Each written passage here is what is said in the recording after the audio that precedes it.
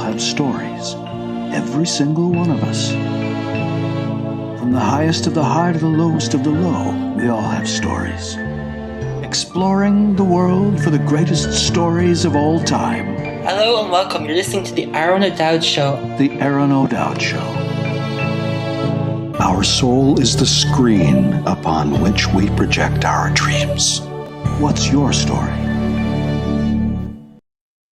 Good evening, good afternoon, good morning to all. It's another edition of the Aron O'Dowd Show where we tune in to see how the legends, our superheroes and all that are formed and forged. You know, I apologize for coming late because I had technical issues. I'm on the road traveling between Ireland and Spain, and you never know, the goddamn mute button always catches you. You know, we all live extraordinary lives, but yet my guest today has gone through some dangerous environments, has spent 29 years, I think 30 years in the British Army, and he's an athlete and helps dogs, and his name is Stephen Hinds. Hello, welcome to the show, Steph. How are you doing? I'm very well, Aaron. Thank you very much for having me on your show. Steph, you know, you spent a lot of time in some dangerous areas and some amazing challenges and successful, and you probably felt disabled in some way. But what was the biggest challenge in life that you faced that really formed and shaped you to the man you are? Whoa, straight in at the deep end. Yeah. So you're right, 29 years in the military, traveled the world, had some fabulous times, went to some various different places. Afghanistan, Iraq, the kind of operational environments that the military went to. But you're asking what was the biggest single challenge that I faced. It was actually on return from my second tour of Afghanistan, where I planned badly to retire. So I went from being in a high tempo, high stress operational environment to literally sitting at home in my front room with no responsibilities, no direction. And that, for me, was a sudden kind of crash. And an interesting thing I learned there is that leadership's a great place to hide. So if you're responsible for other people, it's the easiest thing in the world not to look after yourself. So when I was only left to look inside my own head, it took me right back to all my insecurities from my childhood and everything. And I had essentially what is termed in the trade as a breakdown. So that was probably the most frightening experience of my time, which is kind of ironic. I'd just come back from 6 months in Afghanistan to be terrified sitting in my front room. Why were you terrified? Because that was many years ago, and I've done a lot of learning and reading since then. Mm-hmm. But essentially, I found myself in a situation where I didn't have control. I didn't have direction. I didn't have a backup. I didn't have a support network. And the biggest thing that creates fear in a human being is the sense of lack of control. And it stimulates our anxiety, creates panic, because we always like to have at least this modicum of control, this feeling that we do have a choice in what we're going to do. And, people say about the army being institutionalized. I was never a traditional soldier in that respect, but I joined at 16 years and 3 weeks old. And then I left at 45. So my entire adult life had been inside that organization. And suddenly I found myself, I wasn't a child anymore, but I also wasn't part of this organization anymore. And I suddenly felt isolated, alone. And it was like I got every emotion all delivered in one parcel all at once. So it was a deep time. I always say I retired at 45, and it was the most terrifying day of my life, because it was when I figured out where the panic was from, I thought, right, I need structure, I need direction, I need to get control back in my life. And that's what put me on the journey. That's an abridged version of the story. It took a lot more than just one day to figure it all out. But essentially, it's what put me on the journey to where I am now. You wouldn't think 29 years in the army, think there'd be a structure program to transition you to the next life, but it sounds like it wasn't, There was, in their defense, that it does have its problems, but of course, I didn't need it. I was Steph. I was super. I had everything under control. I'll deal with it because I was used to dealing with it in that space. No concept of coming over into this space where I had no understanding of, because I'm living in Germany as well. So I had to get registered as a German citizen. I had to understand German taxation, all of these things. And to be fair, that wouldn't be a problem. The problem was I came straight off operations. So on operations, it's life or death, and it's full commitment to what you're doing. So I wasn't even caring about it. I was like, I'll figure that out later, kind of thing. So there's I don't want to say that this was all because the army let me down. It didn't. It was self-inflicted injury. And you sound like you're Superman. I can do this. I don't need help. But there was probably living in and doing some of those scariest and panicking things. You probably think, no, I'm fine.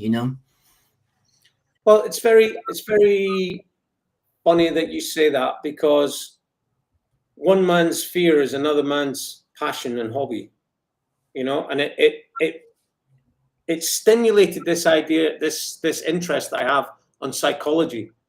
How could I fly out of Afghanistan and sit in a little village in Germany and feel the fear that everyone assumed I had been feeling out there? But when everyone's out there doing their job, surrounded by people, surrounded by support, doing something they're trained to do, fear's not something that people consider. So it was the terror of not knowing that. It's terrifying. I always had an SOP out there. I always had backup. I always had support. Sitting at home, it was just me. And I suddenly felt naked and alone, as though I'm standing on a cliff edge. So, and from a nervous system perspective, that's what I had triggered. I triggered every nerve and sinew in my body to say, holy shit, we don't know what's going on here. We are scared. We need a handle. We need a handrail or a safety net. And I didn't have it. So, interesting times. That's a good word to describe it. It is. And do you think that self-inflicted was through the trauma experiences you were facing and experiencing on the battleground, being in those campaigns? No. I mean, by the time I went to Afghanistan, I was old and bold. So I was as we'd say, a base rat. So I was running the administration. There was still incoming attacks, but I'm going to go on a side note here, right? Because I'm an old fart, and my generation talks about the kids today and everything. But I'm telling you that I have utter respect for every generation, because while I was in my mid-40s out there, deciding whether I should go to the gym or the Pizza Hut, whatever, there were 19, 20-year-old boys and girls going out the gate to go and stand toe-to-toe with the bad guys. And I had the utmost respect for the younger generation, all right? So what I was doing out there wasn't particularly scary in the traditional sense. It was challenging. I had some. We all understand the concept of a soldier being injured or killed on operations, and then their family have to be informed. Well, one of my roles out there was the reverse of that. So, for instance, a soldier's out on operations and his wife has a miscarriage, or his father dies, or some traumatic welfare event has happened in his family. Well, I was the guy that had to go and find him and then explain to him and then make his arrangements to get him back to the UK or Germany, wherever he was going. So I was also in an environment where, I mean, the military police called me Captain Death. Anytime they saw me, there was some shit going down and we had to go and find someone and give them the bad news. So whilst I wasn't in any kind of direct threat to my physical self, it wasn't all hearts and rainbows, So, but in that environment, you just suck it up and get on with it. Mm-hmm. Come home then and sit in your front room with no one around you who can even imagine where you were just 4 or 5 weeks ago. It's just a challenge for the human condition to go through these kind of events. It's not. I didn't face anything worse than most people did out there. I didn't do anything heroic. I wasn't in any classically scary environments, but it takes a toll on your mindset. I say it does. And, from the age of 16, you joined. Were you searching for something in you through these years? I don't think so. I'll tell you my career profile. I had two elder brothers. One was a school teacher, or studying to be a school teacher. So he was sitting upstairs every night, nose in the books, didn't have a pot to pee in terms of finance. I had another brother who was in the Scots Guards, who was turning up with a suntan, coming back from Kenya, taught me how to play poker, loads of money in the bank. And I thought, I wonder which one of these guys I want to be when I grow up. So that was my career choice. I was just so laissez-faire about it, So I joined, and funny thing happened, because I did 22 years as a soldier, and then I commissioned and became an officer. And when I got my commission, which is it's a pretty rare thing to do, to go through a soldier's career and then become commissioned. It's called a late entry officer. And I remember saying to my father, hey, Dad, just letting you know that I've been selected for commission. And he was like, oh, well done, son. And then he said, I'll be honest, I didn't think you'd last 6 weeks. that was at my 22-year point. And I was like, oh, great. I'm glad you kept that to yourself, Dad. So, yeah. But I had the charmed life in the military. I did a lot of sports and adventure training. And for many years, I was the skiing guy. Anyone who knew me as the guy who ran the adventure training center in Bavaria. So that's a good reputation to have. Tell us about. It wasn't all bad. I said no, it was. Tell us all about how you got into the adventure park. That's a cool story to hear. Right. So I was always into sport, and I was just a natural. I enjoyed games, gymnastics, hockey, football. Not at any huge high level, but I just enjoyed the participation of it. Squash and badminton and things. And the thing with the military is they use sports and adventure training. Sport is for fitness, for team building, and then they use adventurous training, the climbing, kayaking, skiing, skydiving, paragliding. They use that to build character, shall we say, to put you in what they call a perceived element of risk. And the concept is, if you can be in a risky environment and overcome your fears, you become more resilient, more robust. You understand what it's like to work in a team. And it's the adventurous training is the best training you can give a soldier without the targets actually firing back at them, because it's a perceived element of risk. When you're in a whitewater raft in Austria, there's an actual chance that you are going to die, so you can't fake that in a classroom. You can't, playing Call of Duty doesn't cut it. So the military, the British military, certainly identified adventurous training as a way to build resilience, personal dependence, interdependence in teams. And of course, to facilitate that, they had to have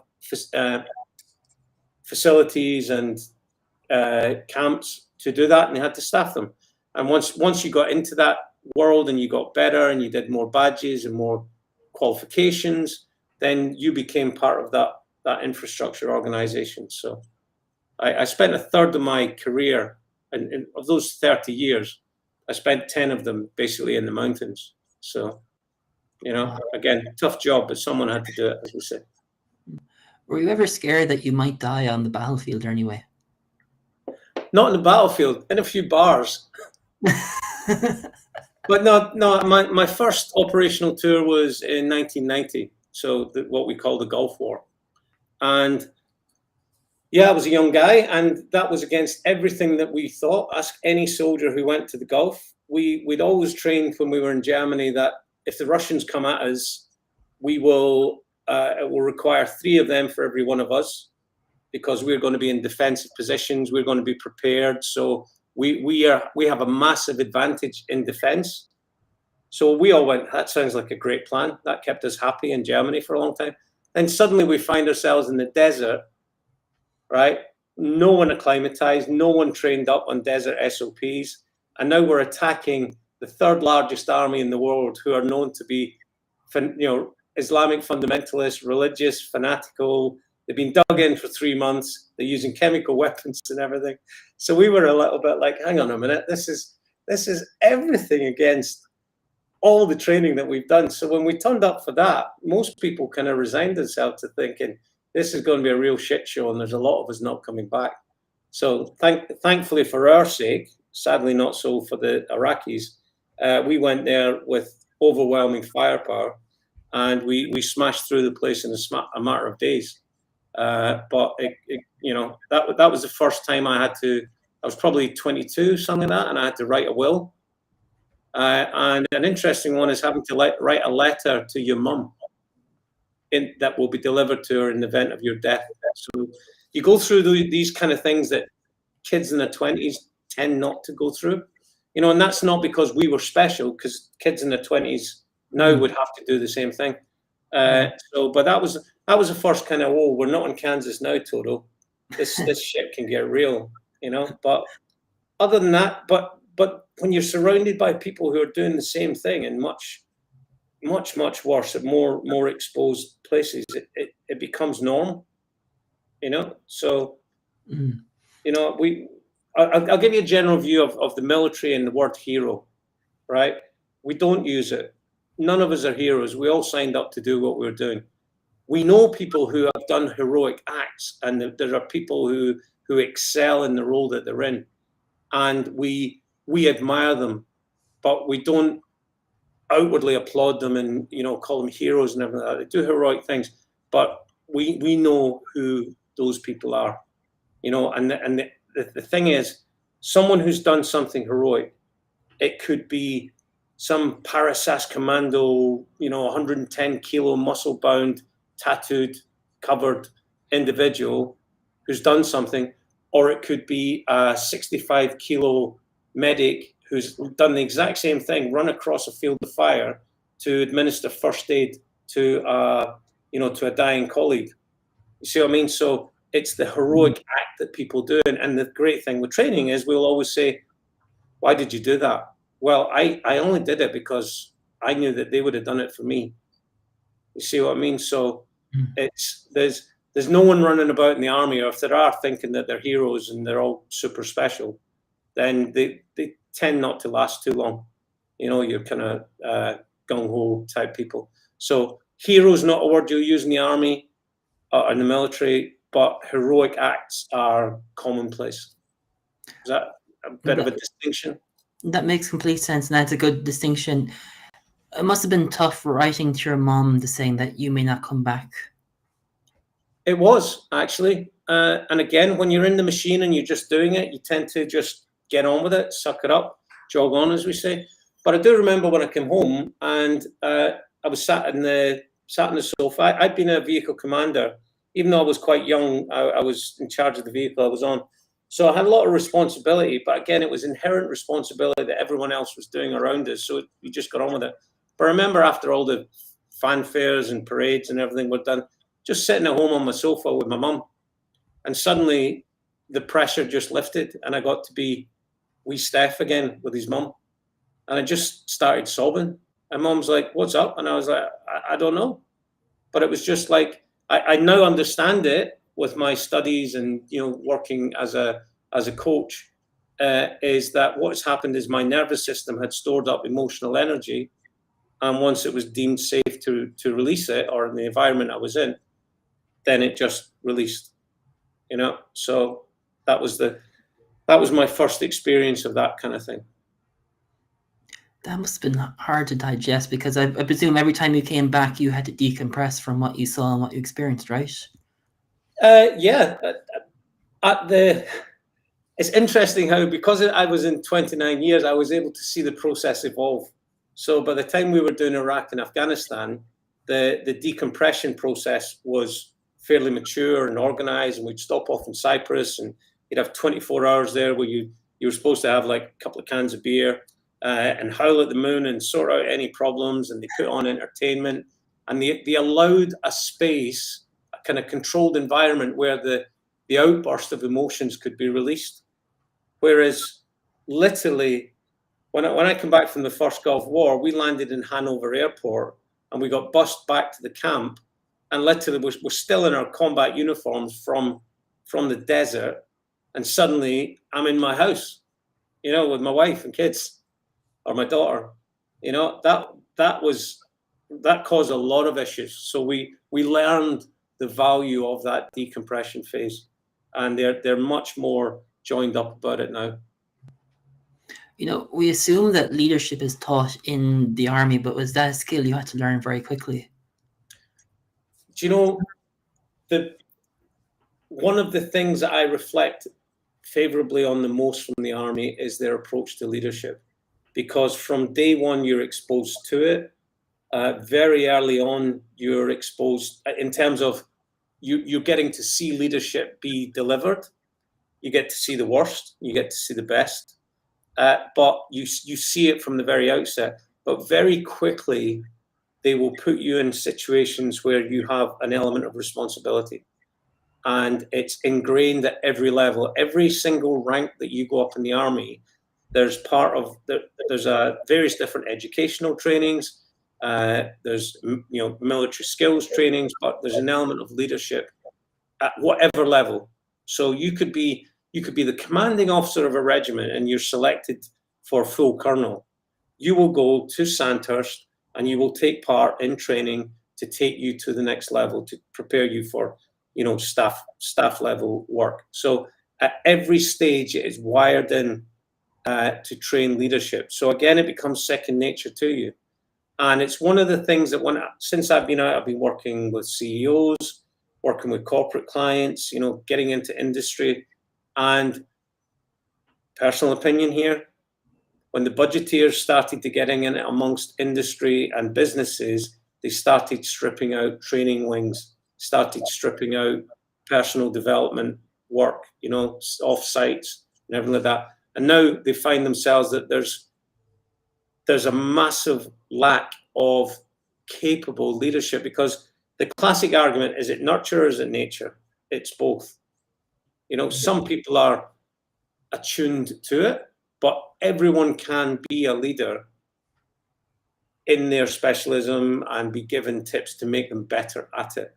And the army's really good at doing that. And here's another thing as well. The army, outside looking in, think it's very autocratic and everyone marching around in the square and doing what they're told without question. It's actually the opposite of that. We use a thing called mission command. And that's where we get the decision-making down to the closest point of need possible. So the commanders tend to brief 2 levels up so that everyone has a rough idea of what their boss is and what their boss's boss wants to achieve.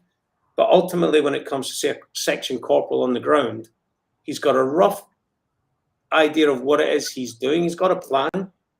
And the old adage, no plan survives first contact with the enemy. So what that means is when that corporal gets on the ground, he's got his plan and he looks up and he thinks, hang on, this is nothing like what we planned. He has the ability and the permission to take charge and do it his way. So we encourage critical thinking. We encourage respectful dissent, shall we say? When a lieutenant or when a major tells a captain to do something, it's beholden on that captain to say, could I have a word? Could we maybe try something else? And then if that major's wise, he will listen to the captain's experience. And this could be sergeant, corporal, sergeant major, whatever, to listen to the person below them and respect their experience.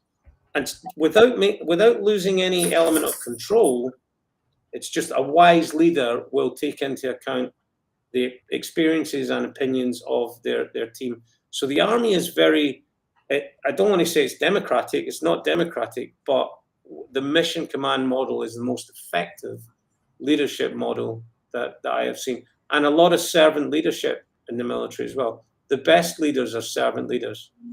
There are those assholes, but every area of society has those people who hide behind their badge. And that can be a colonel or a CEO. But the real leaders don't need badges. So, what do you mean by leaders don't need a badge? so this is my thing. So there are some people in the military, we wear the badges on our chest now. There are some people that when you take the badge off, they disappear. They've got no character. They've got no respect, because respect is a two-way street, you know. Whereas many more leaders in the military, if they came into a room in a tracksuit, within 5 minutes you would know that those people are leaders. You know, because leadership is a skill set. It's a way of carrying yourself. It's a way of communicating, and this isn't just the military. This is, you know, people will have presence. They'll have charisma. They'll speak in a certain way. You know, they have a belief, not an arrogance. They're not just being loud for the sake of making noise. All of these characteristics of a leader are very obvious. And then the badge comes on as almost a secondary piece. Do you understand? So you can be in an appointment as a colonel, but you will not be respected as a commanding officer until you behave as a commanding officer. You know, when the troops know that, you know, they always say they don't care how much, what is it? They don't care how much you know until they know how much you care, kind of thing. Yeah. You know? So. And do you see that's the thing that's lacking in leadership, because leadership is such a broad word that we use in society? So again, I don't want to say, I'm not trying to say the military is wonderful and the civilian world is awful, but leadership is one differentiator. And we see, I certainly see it now when I'm talking to CEOs, that there's a skill set that is just constantly trained within the military, which doesn't happen in civilian organizations. Civilian organizations tends to be, you're a programmer. Okay, program. Off you go. That's all you need. Whereas in the military, a programmer will also be training as a first aider. He'll be an instructor in this. He'll be learning how to communicate with teams, give presentations, all those kind of things, you know, which used to be part of leadership development in companies. And again, I'm making sweeping assumptions here about industry. There are some fabulous organizations who understand the reason they do this is because they understand the intangible benefits of creating cohesion within an organization that transcends just being in an appointed position and doing your job. Okay. No, that makes complete sense. I get it 100%. You know, leadership's leadership. Steph, you know, you spend from the age of 16 to the age of 45.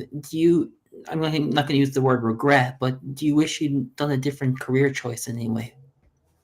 Short answer, absolutely not. You know, it was,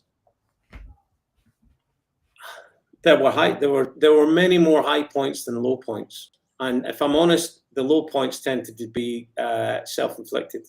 Again, you know,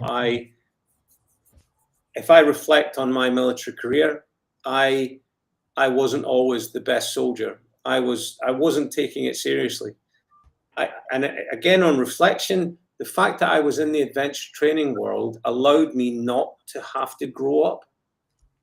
So if you imagine a career path going like that, in terms of maturity and learnings and challenges, mine went kind of flat and then whoosh, like this.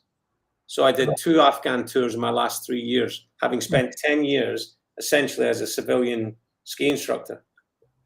You know, so there's a massive difference in my life, but overall I got the learnings that most people got in that time span. I wouldn't swap it for the world, to be honest.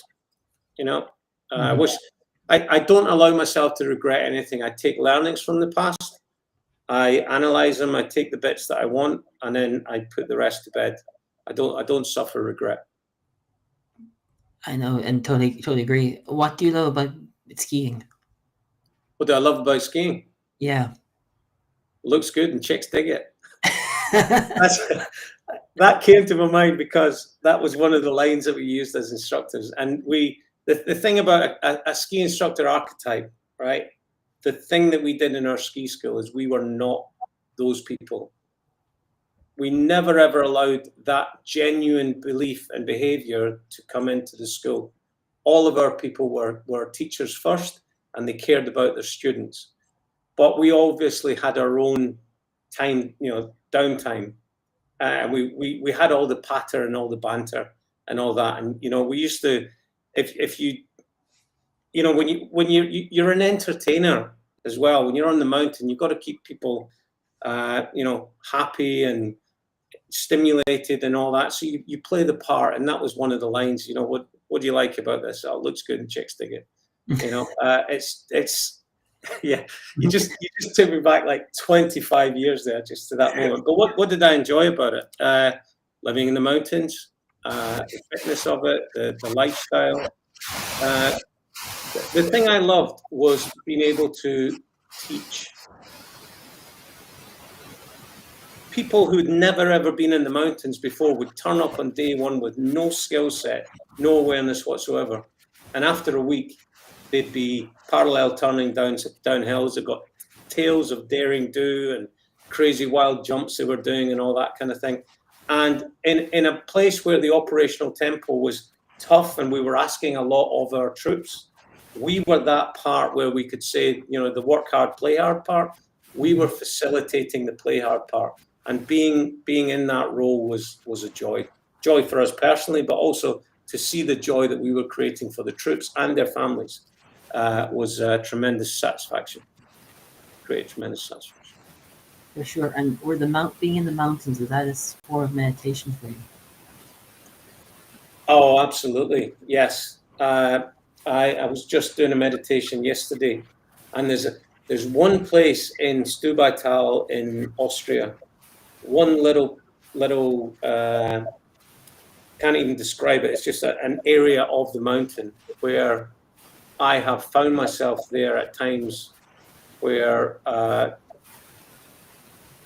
moments like my mother's death, that kind of thing, where it reminds me of it, where I was in my own thoughts and I was in my own mind, and I can take it to, if we did that three words, three little words or something where you could then 1 square meter on the planet. Well, there's a few places like that around the mountains that mean something to me. The mountain, there's a thing William Blake says, great things happen when men in mountains meet that cannot be done whilst bustling in the street. That sums it up for me.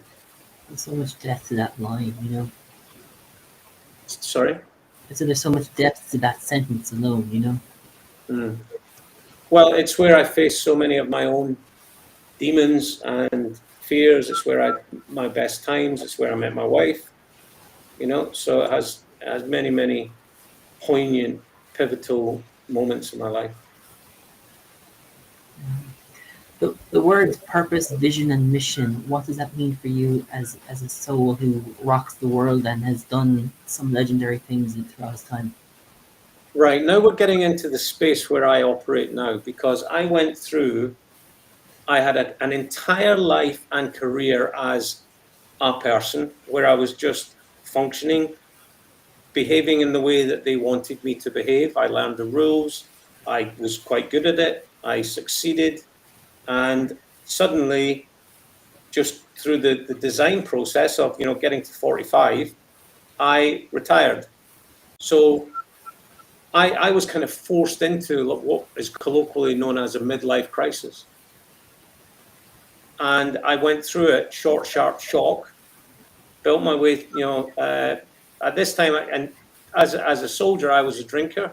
So we drank when we were happy, drunk when we were sad, and just went for a beer between times.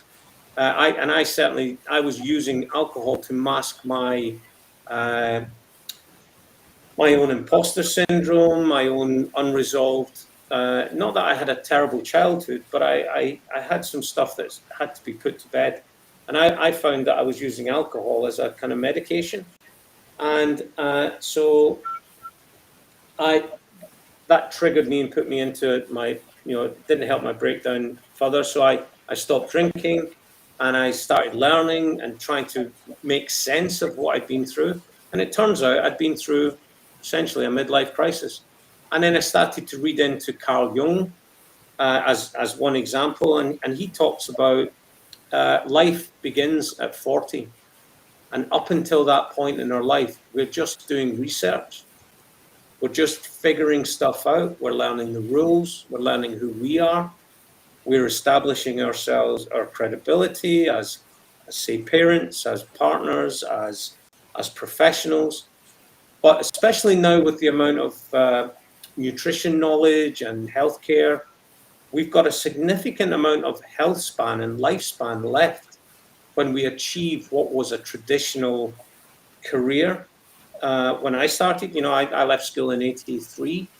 So at that time, my father had been working for a company and he'd done it all his life. He got his golden watch when he left. And the idea of company hopping or job hopping, it just wasn't known. So I now got a heightened awareness for people in my age group and maybe a bit younger. Let's take someone in the legal profession. They decided from a very early age they wanted to be a lawyer. So they worked hard, they studied, they got into the right school, or they got the right qualifications, got into the right school, got the right degree, got themselves a job at the right firm. They worked hard, they got through all. So they're nose down, focused, work, all the way through. And then suddenly they get to one day, they wake up, they're 40 years old, they're a partner in a firm, they've got a corner office. And what you'll know when you're old, I'm 58 now, but my mind is still 19, 20, 21 years old. So these people are getting to a situation where they've already ticked all the boxes. They're financially and professionally secure and successful. But then they suddenly think, holy moly, there's so much left in life. I don't want to be doing this in 20 years' time.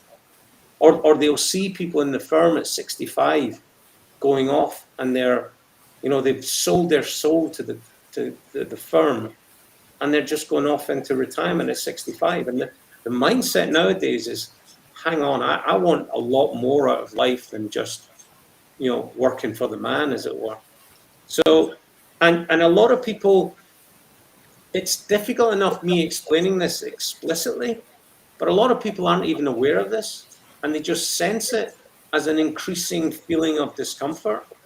And they start to feel insecure, they start to feel a lack of control, maybe they start drinking more, or they're starting to become disillusioned. Or it could be that, a sudden event in their life, a partner leaves them, they have a health incident, something like that causes a kind of epiphany. Or another one, it could be the children that we've spent our, every waking hour for 18 years looking after. Suddenly they're off, drinking their own body weight in real ale in, Northampton University or whatever. And the empty nesters are left at home. And it's this question of, is that all there is? And it creates that feeling that I got in my front room to varying degrees. So I'm positioning myself as a coach, or a mentor of someone who's gone through that process, to be able to say to someone, it's okay, I get you, and I've got you. You're not broken, you're not losing it. This is a natural thing. And it's a stage that Carl Jung calls individuation. And we all go through this at different times, but it's when you stop caring so much about other people's opinion of you. Stop having to, we talk about the old farts, dressing funny and all that. It's because they don't care anymore. I wear tops like this. Do you know why? Because when I leave the interview or I leave meetings, I'm probably going to my dog compound, because my wife and I rescue street dogs, because that's what we're passionate about. So you get to see Steph. This is what you see is what you get. I could have worn a business shirt and pretended to be someone, but I'm not. This is me. And if people don't like that, that's cool. They can go and find someone that does fit their tribe. So it's that feeling of, we just kind of grow through a phase. And here's another important point as well, Aron. The 20s and 30s are not wrong or right. They're what we do, procreate, build a career, learn about life and all that. But we can't keep living that life until we're 70. So there has to be some formal change at some stage. And all I'm doing is helping people identify it, put a structure in place. And then the way I do that is I'll take them into a life audit with what got you here. Let's take the learnings from there.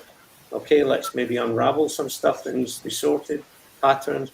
And now we sit down today and we say, right, good. Now we're going to write the next chapter in your book with you as the hero in the story. And then I facilitate them with my knowledge, my network, and I support them in writing the general guidelines for the next 5 or 10 years of their life. So that's where I'm in. I'm helping people through this midlife process, and to answer your question on vision, purpose, and fulfillment, because that's what we start to look for. We say, is this all I am? There must be more to life than this. I want to leave a legacy. I want to make an impact in the world. I don't want to make the shareholders rich anymore. I want to help starving children in Africa, or rescue elephants, or in my case, my wife and I have rescued 1,500 street dogs. So it's finding something bigger than yourself. Ikigai, what I love, what I'm good at, what the world needs, what pays me money. That's the Japanese version of life purpose. Yeah. Sure. And Steph, what is that next chapter for you, the legacy you want to leave behind as your Ikigai? So I've rescued 1,500 dogs. I want to make that 15,000. I run a veterans Facebook group, got 44,000 members in that. I want to support that and grow that and get it into kind of welfare format where we can create funding, that kind of thing. But one thing that I would say to all your listeners, the secret to life, if you want to know the secret to life, is to find something, anything bigger than you. A new car is not it. A bigger house is not it. A new watch is not it. It's finding someone who needs your skills, your services, your support to make their lives better. And that never gets boring. When it does, I'll ring you up, Steph, and say, you said it's boring. Then I'll find you something else. You'll never run out of it. But there's a thing called hedonic shift when we focus inwardly. So if I buy you a Ferrari today, you'll go, wow, that's great, thanks. In 6 months' time, it will be an insurance liability. The kids around the corner will have scratched it. You realize it's useless because you can't get the kids and the shopping in the back, and it'll just be a pain in the arse, right? So that's hedonic shift in my description. You'll eventually get used to anything that's happening inwardly.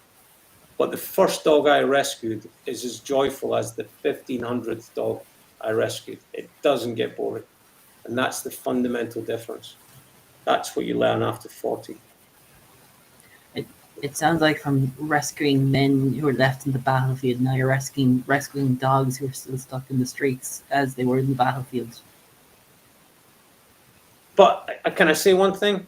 It's not about me being a martyr. I don't do it because it's really hard to do, but I'm a saint. I do it because I love it. And I always say I don't rescue dogs. Dogs rescue me. So I'm doing it because I bloody love it.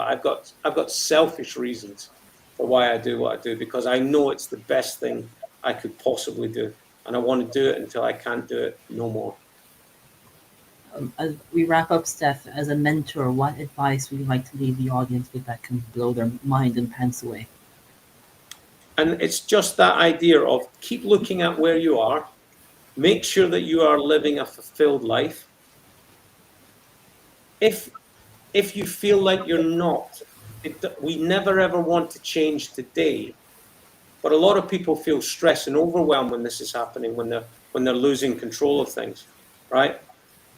Just having a plan is enough. So even if we work out something for 1 year or 5 years' time, you can be in, Viktor Frankl said it best, if we understand our why, we can endure almost any what, or how, I'm paraphrasing that. So if you're in a job that you're not enjoying, you can set out your plan for the next 3 to 5 years where you need qualifications, savings, investments, whatever, when the kids are going to university, once you have that plan in your head, you're taking control of your life again. And you can live your day-to-day as it was yesterday with a completely different mindset. So if you're feeling unsettled, have a chat with me or someone like me and get yourself a plan for the next 5-10 years. If people want to find more about you, Steph, where can they go? LinkedIn is my most active space. I'm on Facebook as well, but that link that you put up on the screen, if people check that, it'll take you to my profile. And in there, my About section, it's got my YouTube channel and various different coaching materials there. Steph, I want to say thank you so much, man. It's great that there's a soul like you out there honoring the human world and now the doggy world. Only because I love it and it makes me feel happy. Thank you. There you go, everyone. Another incredible legend sharing his story, experience, knowledge, and what makes him forging the uniqueness that he has. Remember, stay tuned to next week at 4 p.m. UK time, 11 Eastern Standard Time, every Tuesday, so you can hear legends like this who have forged the world in everything they've done to shine the light and the soul superstar that they are. Remember, you rock. Take care. Thank you for listening to the Aron O'Dowd Show, where the world's best stories are told. If you like, please post a review or subscribe to the show. To find out more, contact us at aronodowd.com. That's ARONODOWD.com. We're always ready to share another magnificent tale from the world's best storytellers. So stay tuned and rock on.